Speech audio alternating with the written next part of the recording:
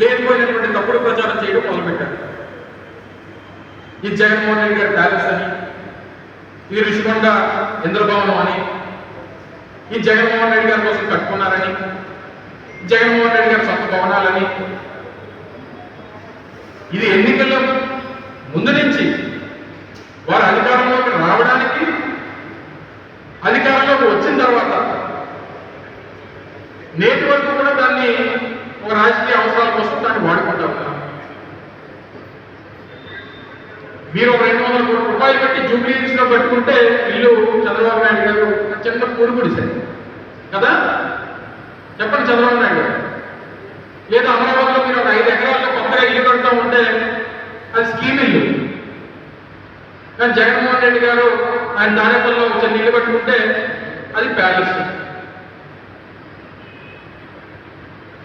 ఎందుకు అలాగే పడేస్తారు చంద్రబాబు నాయుడు గారు? మీ నాయకులను అలాగే పడేస్తారు,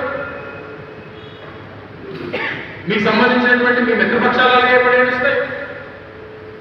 మనకు చేత కాదు, ఎవరన్నా బ్రహ్మాండంగా ఒక బిల్డింగ్ కడితేనేమో చూస్తే ఓరలేము. ఎప్పుడన్నా 14 సంవత్సరాలు గడిచినటువంటి కాలంలో 14 సంవత్సరాలు ముఖ్యమంత్రి చేశారు. ఉమ్మడి రాష్ట్రంలో 9 సంవత్సరాలు చేశారు. రాష్ట్ర విభజన జరిగిన తర్వాత